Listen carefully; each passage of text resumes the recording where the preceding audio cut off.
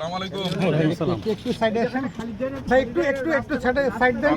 ভালো আছেন? একটু পথ দেন ভাই, প্লিজ একটু পথ দেন। এই তো ভিতরে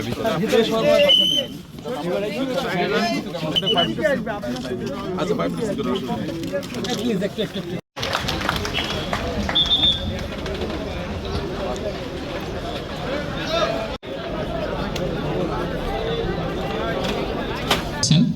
মাননীয় জেলা প্রশাসক সাতক্ষীরা মিস আফরোজা আক্তার মহোদয়। এইটা হচ্ছে আসলে আমাদের এই জনপদের মানুষের বাঁচার জন্য আল্লাহ প্রদত্ত একটা নিয়ামত। আমাদের আজকে যিনি উদ্বোধনী পবিত্র কোরআন থেকে তেলাওয়াত করেছেন, উনি কিন্তু বলেছেন যে সূরা নাহালের কয়েকটা আয়াতে বলেছেন যে মধু সম্পর্কে কিন্তু পবিত্র কোরআনে কিন্তু বলা হয়েছে এবং কোরআনের কয়েকটা জায়গায় আসছে। আজকে আমি আসার সময় একটা ম্যাগাজিন আমার ওই বোর্ডে বসে আমি দেখলাম, তো এটা কিন্তু মহা ঔষধ। আপনারা যদি এটাকে ভেজাল না করেন, যদি স্বার্থপরের মতো কাজ না করেন, তাহলে এই সম্পদটা হতে পারে আমাদের জন্য একটা অমূল্য সম্পদ। এইটা বিক্রি করে আপনার জীবন জীবিকা নির্বাহ করতে পারবেন, মানুষ তার রোগ থেকে মুক্তি পাবে এবং এইটা কিন্তু আমাদের একটা আন্তর্জাতিক ব্র্যান্ডিং করার সুযোগ থাকবে যদি সত্যিকার অর্থে আপনারা নির্ভেজাল মধু মানে সংগ্রহ করতে পারেন। কারণ এইটা নিয়ে কিন্তু অনেক কমপ্লেন আছে, যেখানে চিনি মেশানো হয় বা শিরা মেশানো হয়, বিভিন্ন ধরনের কাজ করা হয়। আমি আপনাদের সবাইকে বলবো যে দেখুন, আপনি একটা ভালো কাজ করলে আল্লাহর রহমত আপনার প্রতি থাকবে। আপনি খারাপ কাজ করলেন, সুন্দরবনকে কাজ করে আপনি কিন্তু শান্তি পাবেন না। কিন্তু আপনি সুন্দরবনে ডাকাতি করবেন আর আপনার সন্তান ডাক্তার ইঞ্জিনিয়ার হবে, এটা সম্ভব না।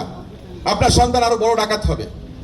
আপনি একটা খারাপ কাজ করবেন, ওইটা বিক্রি করে আপনার সন্তানকে খাওয়াবেন, আপনার সন্তান আরো খারাপ মানুষ হবে। কিন্তু সুতরাং আপনার সন্তানের সাথে, পরিবারের সাথে, আমাদের সামাজিক সম্প্রীতির সাথে আপনারা মেহরবানি করে এই মধুতে কোনো রকম ভেজাল দিবেন না, বা কেউ যদি করে আপনারা ধরায় দিবেন, বলে দিবেন যে না অমুকের মধুতে ভেজাল আছে। আপনারা দৃষ্টান্ত স্থাপন করেন, তাহলে সমাজটা পরিবর্তন হবে, দেশটা পরিবর্তন হবে। আপনি দুর্নীতি করবেন, খারাপ কাজ করবেন আর বলবেন যে অমুকে এই করছে তমুকে এই করছে, বলা যাবে না। আগে নিজে ভালো হতে হবে, তারপর অন্যকে বলতে পারবেন আপনি ভালো হতে। সুতরাং আমি এই সুন্দরবনের মধু একটা ইউনিক জিনিস, এটা অসাধারণ সৃষ্টি, আল্লাহর প্রতি একটা নিয়ামত। আমি খুবই গর্বিত বোধ করছি যে আজকে এখানে আপনাদের মাঝে সেই অনুষ্ঠানে আমি যোগ দিতে পেরেছি এবং আমি এই কথাগুলো বলার সুযোগ পেয়েছি।